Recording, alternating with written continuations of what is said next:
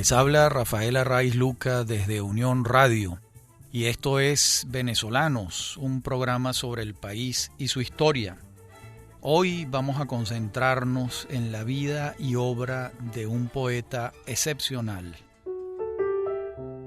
el cumanés José Antonio Ramos Sucre, acaso el más grande poeta que ha dado Venezuela, según buena parte de la crítica literaria venezolana. Ramos Sucre comienza a ser estudiado de manera enfática a partir de los años 60, cuando esa generación literaria lo coloca en el cielo de la poesía hispanoamericana. Estoy hablando de autores que trabajaron ensayísticamente o críticamente la obra de Ramos Sucre, o de poetas que lo parafrasearon, que demostraron claramente la influencia ramosucreana en sus obras. En este caso me estoy refiriendo a Rafael Cadenas y a Francisco Pérez Perdomo. Y en el caso de los críticos que estudiaron la obra de Ramos Sucre con lupa, me estoy refiriendo a Guillermo Sucre, a Francisco Rivera, a Eugenio Montejo, a Juan Calzadilla, Jesús Sanoja Hernández, José Balsa, Oscar Zambrano Urdaneta, Gustavo Luis Carrera y al argentino que vivió 8 años entre nosotros, Tomás Eloy Martínez. También me estoy refiriendo a lecturas más recientes, no ya de los años 60, sino de años más cercanos en el tiempo, a los trabajos de Alba Rosa Hernández Bocio, de Cristian Álvarez Arocha, de Ana María del Rey, de Alberto Silva Aristiguieta. De modo que la crítica, los autores y los poetas de los años 60, nucleados alrededor de los grupos Sardio, El Techo de la Ballena, Tabla Redonda, van a hacerle un homenaje unánime a la obra deslumbrante de José Antonio Ramos Sucre. No quiere decir que antes no se hubiese leído su trabajo. De hecho, hay comentarios más bien de Pedro Sotillo, de Luis Correa, de Enrique Bernardo Núñez, de Fernando Paz Castillo, de Carlos Augusto León, de Julián Padrón y de Augusto Mijares. Pero ciertamente eran más trabajos sobre la personalidad de Ramos Sucre, que era una personalidad muy atractiva, y en algunos casos abordaban su obra, pero no con la destreza y el profesionalismo que lo hicieron la generación de los años 60.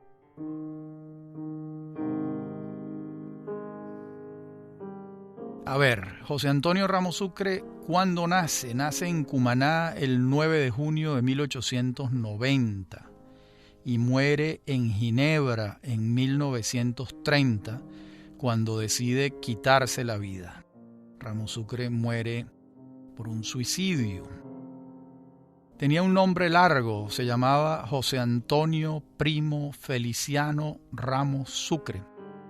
Por parte de madre, su madre se llamaba Rita Sucre Mora de Ramos y su padre Jerónimo Ramos Martínez. Ambos, padre y madre, de familias muy enraizadas y de mucha historia y tradición en el oriente del país, en particular en Cumaná y también en Carúpano. Y por parte de madre, como les decía antes, Rita Sucre Mora era descendiente del gran mariscal de Ayacucho, Antonio José de Sucre. Por supuesto, descendiente colateral, era descendiente de unos hermanos de Antonio José de Sucre, porque el mariscal Sucre, como sabemos, tuvo una niña y esa niña la tuvo en Ecuador y no vivió en Venezuela, de modo que eran parientes colaterales. La familia Ramos Sucre la van a integrar un conjunto grande de niños. El primero, que también se llamaba José Antonio, fallece a los 2 meses de nacido. Luego viene Trina, Miguel, Luis, Lorenzo, María del Carmen, Carmen. Era una familia como solían ser las familias venezolanas de entonces, con una prole cuantiosa. Vamos a hallar esta primera etapa en sus años iniciales de formación lo encontramos a los 5 años inscrito en la escuela Jacinto Alarcón en Cumaná. Allí va a estar hasta los 10 años, cuando tiene lugar un hecho central en la vida y en la psique de José Antonio Ramos Sucre. Y ese hecho es que la familia, ante las urgencias económicas, deciden enviar al niño a los 10 años para que vaya a vivir con un tío, el padre Ramos, que era el cura y vicario del pueblo de Carúpano. Allá va a vivir José Antonio en casa de su tío, el padre Ramos, entre los 10 y los 13 años. Su educación se completaba entonces, además de la que le impartía el sacerdote Severo, se completaba en el Colegio Santa Rosa de José Jesús Martínez Mata. El padre Ramos, que no tenía mayores destrezas pedagógicas en la educación de los niños, era un preceptor severo que encerraba a José Antonio y lo obligaba a estudiar incesantemente. De modo que mientras los niños estaban en la calle, José Antonio estaba encerrado por el padre Ramos en la sacristía, leyendo y estudiando. Esto va a ser algo que tiene consecuencias benéficas y nefastas para la personalidad de Ramos Sucre. Oigamos lo que el propio Ramos Sucre le dice a su hermano Lorenzo en una carta fechada el 25 de octubre de 1929 en relación con su educación y con aquellos años en Carúpano que para él fueron un infierno. Les voy a leer la carta. Tú sabes que la escasa resistencia que ofrezco a las enfermedades no viene sino de un sistema nervioso destruido por los infinitos desagrados, discusiones, maldiciones, desesperaciones y estrangulaciones que me afligieron. Carúpano fue un encierro. El padre Ramos ignoraba por completo el miramiento que se debe a un niño. Incurría en una severidad estúpida por causas baladíes. De allí el ningún afecto que siento por él. Yo pasaba días y días sin salir a la calle y me asaltaban entonces accesos de desesperación y permanecía horas llorando y riendo al mismo tiempo. Yo odio a las personas encargadas de criarme. No acudí a papá por miedo. El padre Ramos era una eminencia y yo no era nadie, sino un niño malhumorado. La humanidad bestial no veía que el mal humor venía de la desesperación del encierro y de no tener a quien acudir. Yo temía a papá, quien era atento con Trinita y no conmigo. Ya ves cómo se vino elaborando mi desgracia. Suponte que yo era regañado por el padre Ramos y regañado por Martínez Mata porque retosaba con los niños de mi edad a los 11 años en la plaza de Santa Rosa. Es decir, yo era regañado por un acto impuesto por la pedagogía anglosajona hace 3 siglos y defendido celosamente por la policía anglosajona. Habla con personas que conozcan Inglaterra y los Estados Unidos. Al salir de ese presidio de Carúpano, circuito del infierno dantesco, pude salir a la calle, pero la tiranía era más severa, aunque de nueva forma. Incurría en el enojo de Rita Sucre, se está refiriendo a su madre, por actos de falta de atención o de fatiga de la atención, y estas escenas eran tremendas y duraban meses.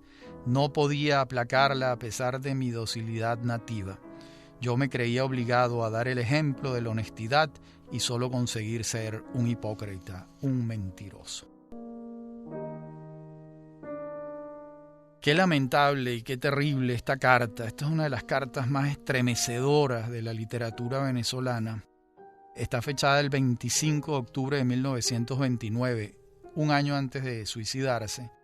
Le explica a su hermano menor de dónde provienen sus males y su dolor psicológico, y se lo atribuye a la educación que recibe de su tío, el padre Ramos, y en alguna medida también al mal humor de su madre. De modo que estamos frente a un personaje extraordinario que ya al final de su vida es capaz de ir procesando las causas de su malestar.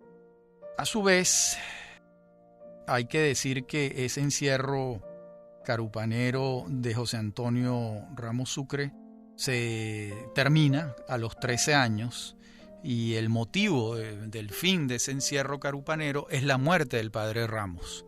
Entonces José Antonio puede regresar a Cumaná y en Cumaná se encuentra con una madre viuda batallando con una cantidad de muchachos de muy mal humor que no le tiene ninguna paciencia al muchacho.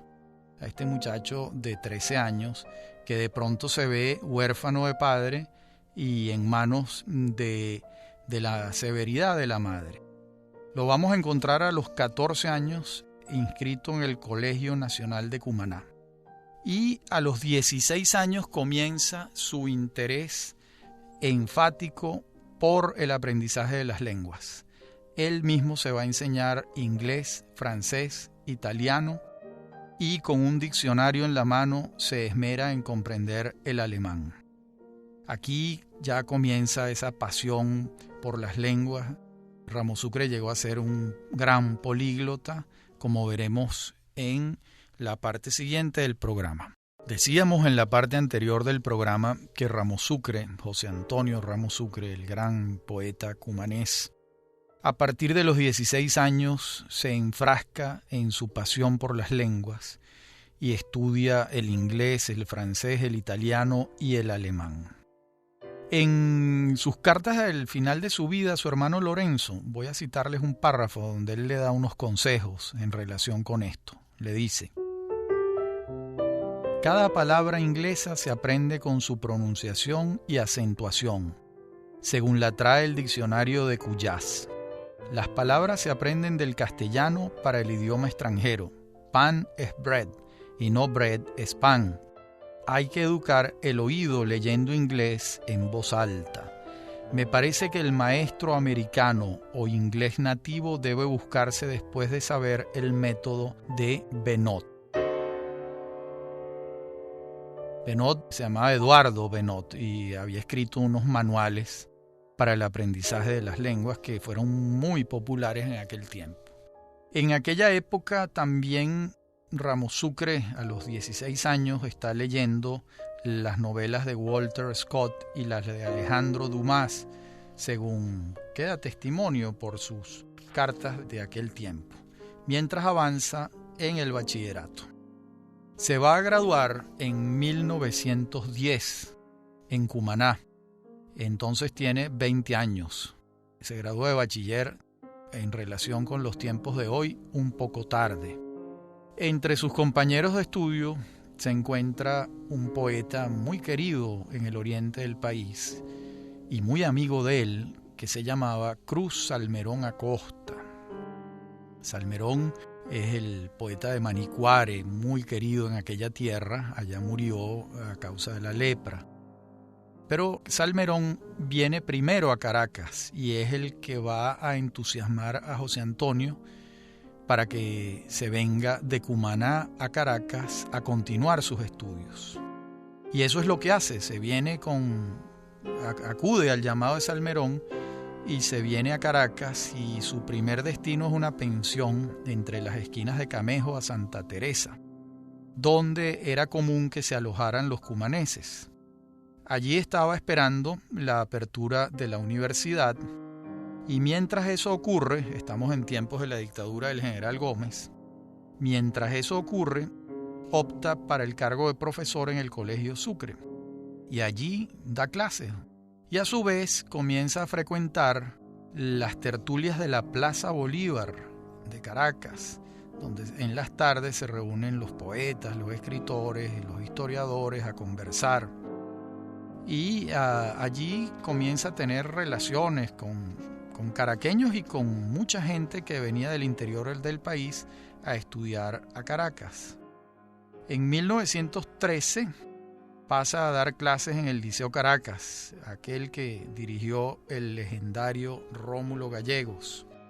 Y en esa época también se presenta un concurso para optar a las cátedras de Historia y Geografía Universal y de Venezuela en la Escuela Nacional de Maestros y es admitido. Obviamente, Ramos Sucre ya para entonces era un erudito y su defensa en el examen al que se presenta como profesor es absolutamente satisfactoria. En 1914 va a ocurrir otro hecho importante, y es que la madre y los hermanos deciden trasladarse a Caracas y adquieren una casita en La Pastora. Allí va a vivir José Antonio un tiempo, pero al cabo de unos pocos meses decide volver a la pensión donde vivía y continuar con su vida solitaria. Ya en esta oportunidad, siendo un adulto, no se avenía con claridad a los dictados de la madre y prefiere continuar su vida solo en la pensión y los visitaba pues con alguna frecuencia. En 1917 se gradúa de abogado y al año siguiente lo vamos a encontrar ejerciendo el cargo de juez. Es una tarea que desempeña de manera accidental. Publicaba entonces en los periódicos algunos que otros textos que ya lo señalaban como un autor interesante, extraño. A su vez, se corrió la voz de la singularidad de su personalidad, que era un hombre solitario, que era ensimismado, que hablaba poco, y en aquella Caracas pueblerina eso le fue dando un halo de misterio a José Antonio Ramos Sucre, que evidentemente llevaba a los autores que escribían sobre sus trabajos a confundir su personalidad con su obra. Y a su vez él mismo contribuía a este halo enigmático con su escritura. Por ejemplo, en el preludio de su libro La Torre de Timón, él dice: yo quisiera estar entre vacías tinieblas, porque el mundo lastima cruelmente mis sentidos y la vida me aflige, impertinente amada que me cuenta amarguras. Bueno, al decir esto, muchos autores no comprendían claramente que se trataba de una máscara, la que estaba hablando, que era un yo dramático, que es uno de los recursos más recurrentes en la poesía de Ramos Sucre. Muchos autores no lo entendían y se lo tomaban en serio, es decir, creían que quien hablaba era el propio Ramos Sucre. Y ciertamente en alguna medida lo era, pero también era un personaje el que estaba hablando a través de él. Ya para este tiempo en el que estamos hablando, comienza el insomnio a manifestarse, que va a ser la gran dolencia psicológica de Ramos Sucre. Ya él empieza a padecer episodios de insomnio y, bueno, comienza a escribir y a mencionar ese hecho. También en 1921 decide publicar Trizas de Papel, que recoge los artículos que él había venido publicando en la prensa a partir de 1912. En 1923, 2 años después, publica Sobre las huellas de Humboldt, y allí ya asoma el gran ensayista que él llegó a ser. Y finalmente, en 1925, recoge Trizas de Papel, Sobre las huellas de Humboldt y 50 textos inéditos que van a integrar todos ese primer volumen de Ramos Sucre titulado La Torre de Timón, que es de 1925. En las obras completas de Ramos Sucre, su primera obra aparece siempre La Torre de Timón. No se hacen mayores especificidades sobre lo que les acabo de decir de Trizas de Papel y sobre las huellas de Humboldt. Se considera que su primera obra es esta, que incluye los 2 intentos anteriores. De esta época también es una carta extraordinariamente importante que le escribe a su hermano Lorenzo, donde le manifiesta consejos en relación con su formación. Esta carta es del 24 de marzo de 1921. Esta carta cualquier escritor venezolano y cualquier lector venezolano, no necesariamente escritor, debe tenerla presente. Escuchen lo que Ramos Sucre le recomienda a su hermano que lea para que tenga una formación completa. Le dice: la Ilíada, la Odisea, Plutarco y Virgilio, el Edda, o sea, la mitología escandinava. Este último libro te lo consigue François Jarin en la Rue des Écoles o J. Jambert en la Rue d'Anton. Él le está dando consejos de dónde comprarlos allá en París. La Divina Comedia, Orlando Furioso por Ariosto, Don Quijote en español, El Fausto de Goethe, El Telémaco, Las Mil y Una Noches. Leer teatro inglés, Shakespeare, teatro español, Lope de Vega, Calderón, Tirso de Molina y Alarcón. Teatro griego, Esquilo, Sófocles, Eurípides. Teatro francés, Molière, Racine, Corneille. Con leer algún drama de cada autor te basta, le dice. Te basta leer algún ejemplar de cada tipo de novela. Escuchen bien. Novela picaresca, Gil Blas. Novela de casualidades inverosímiles, Tres Mosqueteros. Novela histórica, Walter Scott. Novela típica de Inglaterra, Dickens. Jorge Eliot, que es mujer. Novela típica de Francia, Balzac. Novela típica de Rusia, Dostoyevsky. Novela típica de España moderna, Galdós, Pedro Antonio de Alarcón. Y le aclara, el dramático es Ruiz de Alarcón, que es otro. Debes leer, los mejores manuales de historia universal son los de Duruy, y la mejor historia de Venezuela es la de Baralt, que debes tener propia. El día que hayas leído todo esto, poseerás una cultura literaria enorme. Ya ves, no es necesario leer muchos libros, sino los libros característicos de cada nación y de cada época. Y además le dice, y esto es un consejo precioso, le dice: escribir es cosa de mucha paciencia y no debe omitirse un día. Se escribe todos los días, sin excepción. Para escribir bien es necesario saber de memoria el mayor número de palabras y de frases castizas. Te repito que debes escoger un escritor como maestro. Yo te recomiendo a Baralt y a Ricardo León, más al primero. Qué interesantes estos consejos de José Antonio a Lorenzo Ramos Sucre. Es curioso que en esta lista no abundan las lecturas de poesía. La formación de Ramos Sucre, entonces, responde más a alguien que quiere hacerse de una cultura clásica, más que a la cultura de un lector de versos.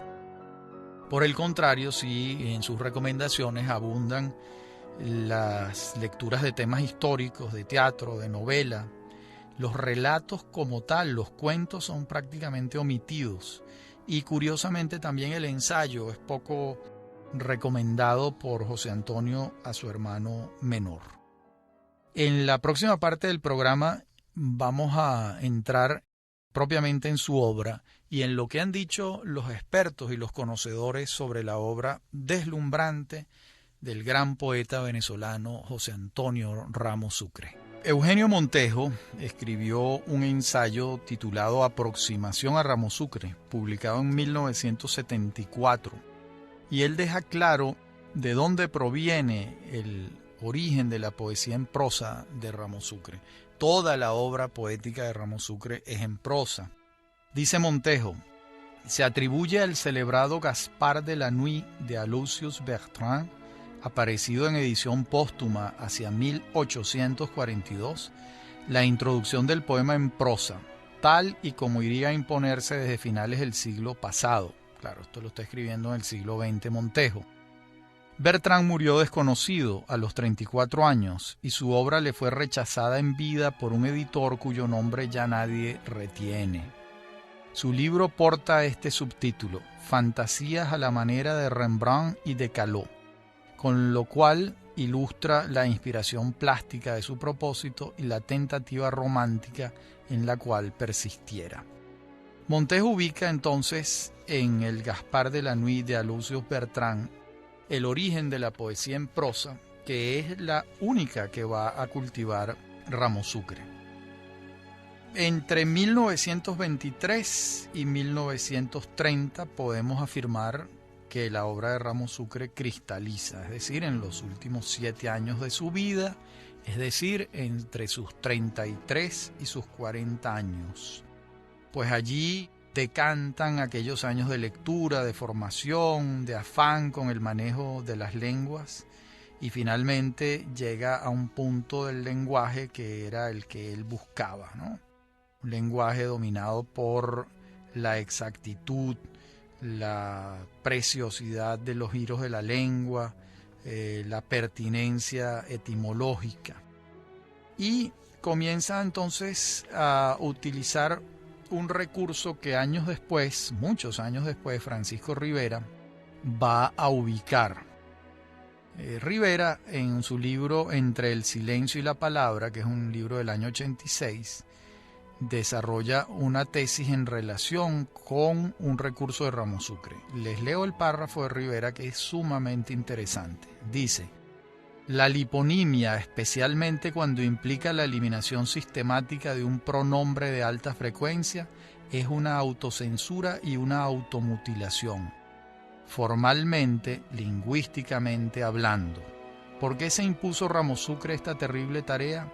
Quizá en nombre de la impersonalidad buscada, simplemente como consecuencia final, ineluctable, del acto de entregarse totalmente al trabajo por hacer, como dice Eliot. ¿A qué se refiere Rivera con esto?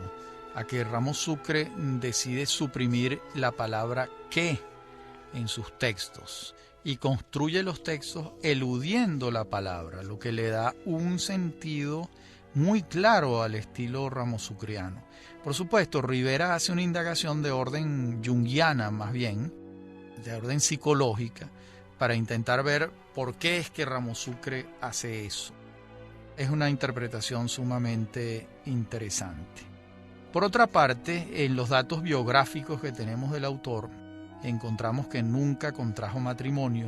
Nadie da testimonio de algún amor que haya tenido, ni siquiera el propio autor lo refiere. En este sentido, su vida es un misterio. Misterio para todos aquellos que intenten un ensayo biográfico. Y no puede eludirse este hecho, porque allí hay una clave de su personalidad y de su obra. Es un hombre que no materializó su vida amorosa, evidentemente. Sin embargo, él le va a decir, años después, ya cerca de su decisión de quitarse la vida, a su gran amiga Dolores Emilia Madrid, le dice lo siguiente por carta: te ruego que no permitas la leyenda de que soy antropófago y salvaje y enemigo de la humanidad y de la mujer. Esa leyenda es obra de mis enemigos. Tú sabes que, al contrario, soy muy accesible, muy indulgente y jamás he lastimado a una mujer.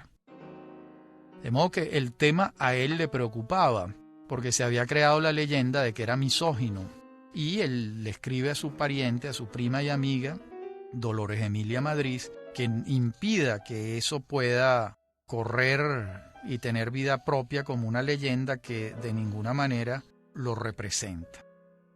Estos últimos años de su vida, Ramos Sucre escribe sin cesar, acude puntual a su trabajo en la Cancillería, donde se desempeña como traductor, y va escribiendo y escribiendo.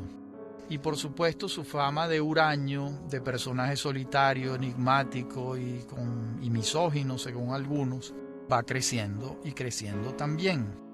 Finalmente, el insomnio comienza ya a tomar su personalidad, pasa días y días sin dormir y decide tomar cartas en el asunto.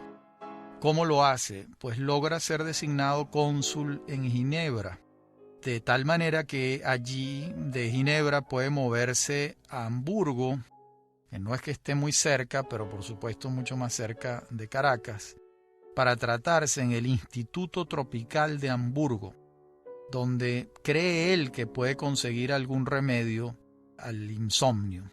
Él dice en una de sus cartas en relación con esto: el desequilibrio de mis nervios es un horror y solo el miedo me ha detenido ante el umbral del suicidio.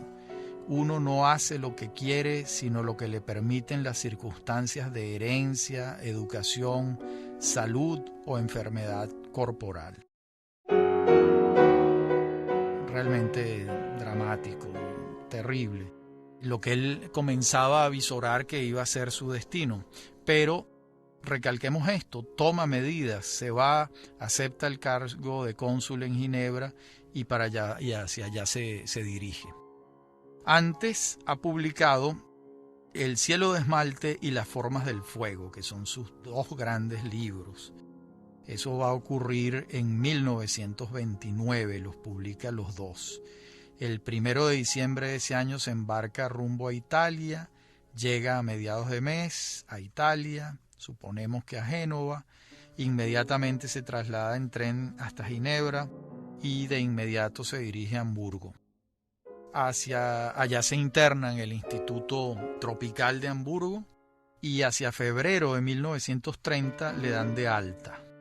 Le dicen que la amibiasis ha sido curada y que deben comenzar a mejorar su situación psicológica. Sin embargo, curada la amibiasis, el insomnio no amainó y continuó con este tirano que lo sometía, que era la imposibilidad de dormir. Esta vez decide internarse de nuevo en Merano, en el sanatorio Stefani. Allí hay un sanatorio donde lo tratan muy bien, busca sosiego, busca dormir, no logra hacerlo. En marzo de 1930 tiene que volver a Ginebra a encargarse del consulado. No tiene mayores expectativas de superar sus trastornos.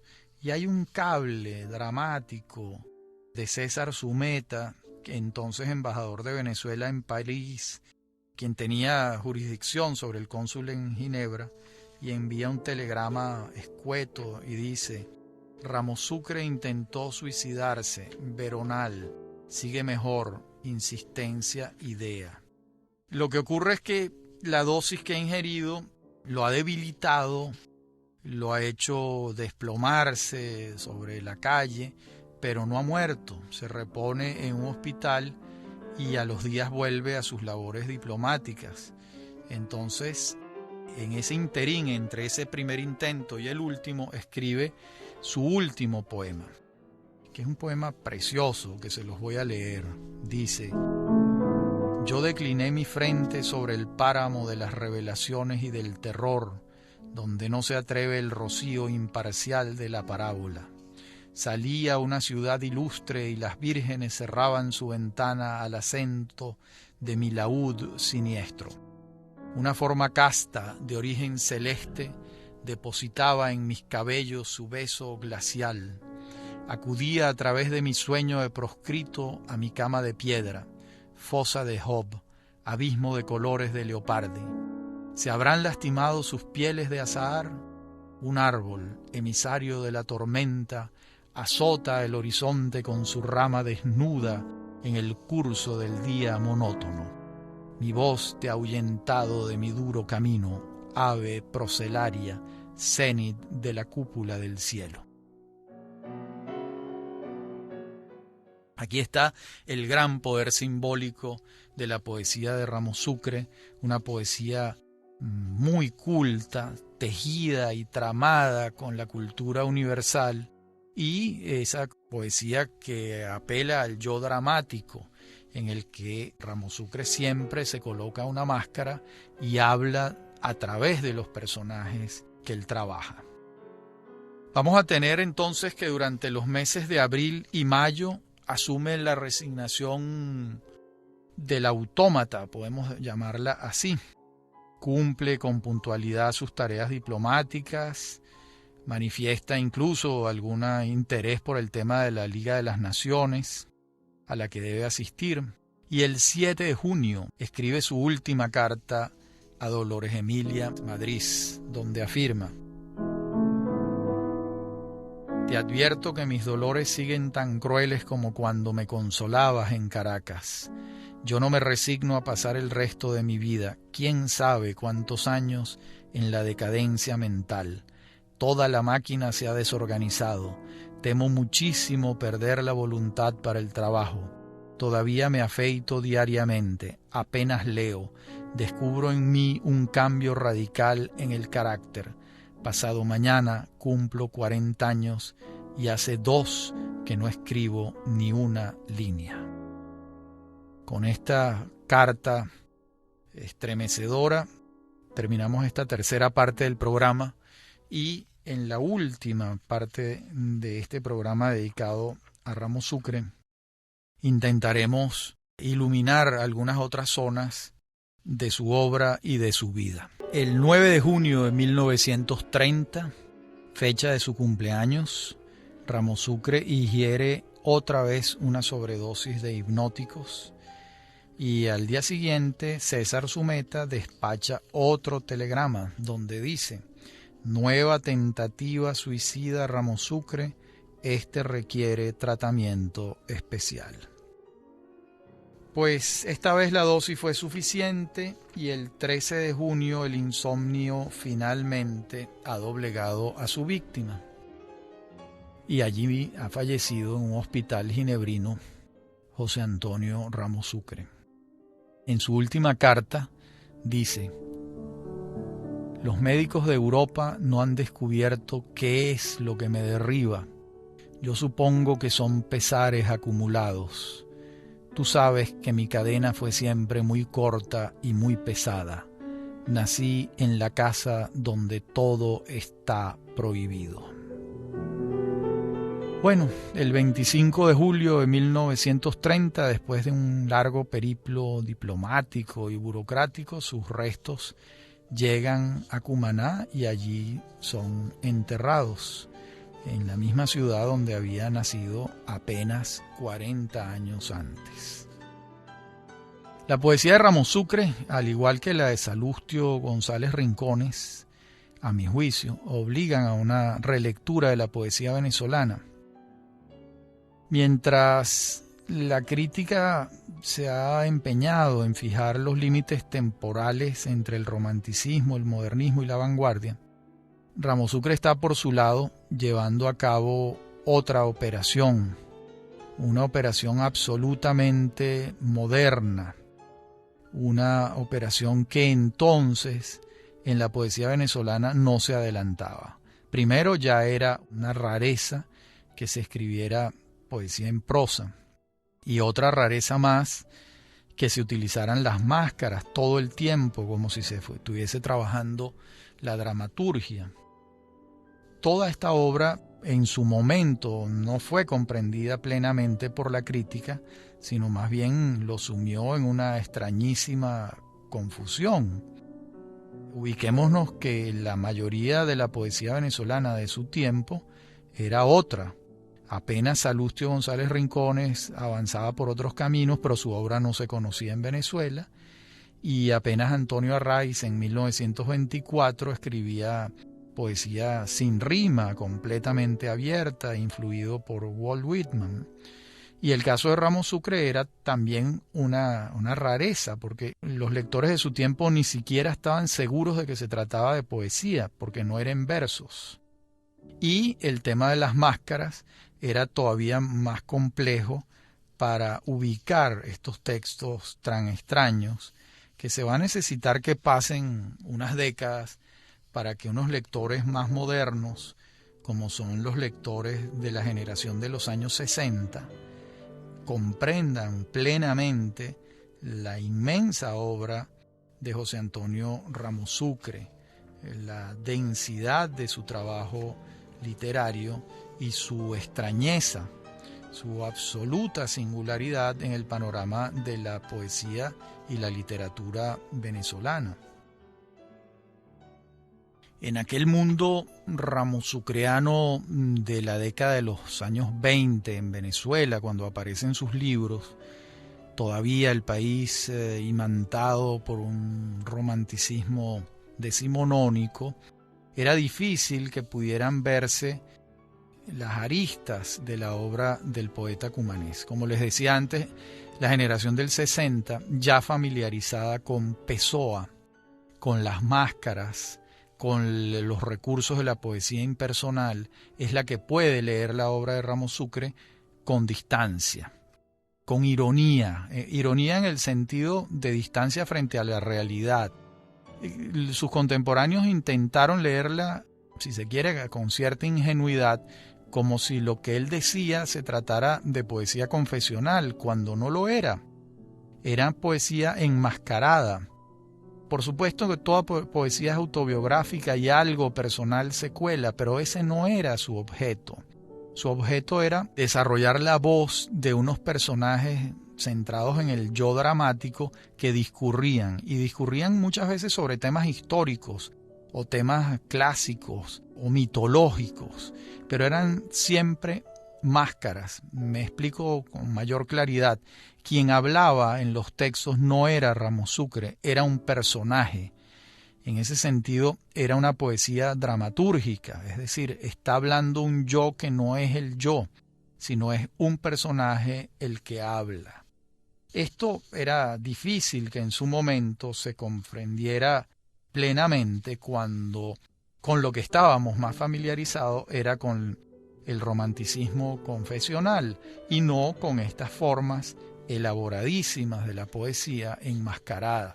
Pero ya la generación de los años 60, que había leído a Pessoa, en particular Cadenas y Montejo, entendían perfectamente qué era lo que estaba haciendo Ramos Sucre asombrosamente a principios del siglo XX, cuando eso en Venezuela no lo hacía absolutamente nadie.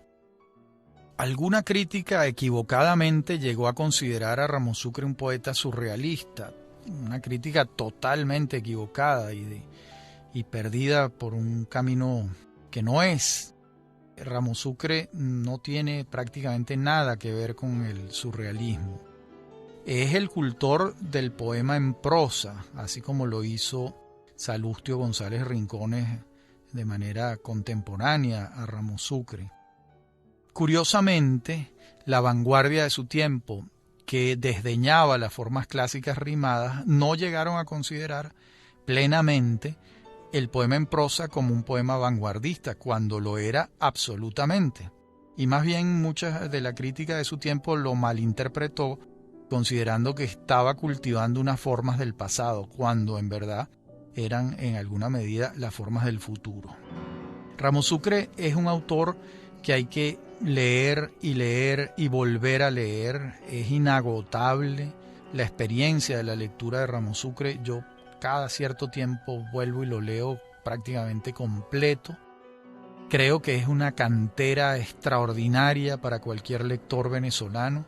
Creo que allí está una de las grandes obras de la poesía y de la intelectualidad venezolana, porque Ramos Sucre era un intelectual, un políglota, un hombre muy bien formado, un hombre de una cultura extraordinaria, desproporcionada si se quiere. Y eso está allí en esos libros extraordinarios, en esa obra breve, pero de una densidad, como me atrevo a afirmar, que no ha habido otra en la historia de la poesía venezolana. Valgan estas palabras como homenaje de mi parte a esta obra extraordinaria y como invitación para ustedes, los oyentes, que si acaso no lo han leído, tienen la oportunidad de leer una de las obras más extraordinarias que se han escrito en Venezuela. Habló para ustedes Rafael Arraiz Luca. Esto es Venezolanos, un programa sobre el país y su historia. Me acompaña en la producción Mary Sosa, en la dirección técnica Víctor Hugo Rodríguez y Fernando Camacho. Y me consiguen en Facebook, en el correo electrónico rafaelarraiz@hotmail.com y en Twitter @Rafael Arraiz. Ha sido un gusto hablar para ustedes.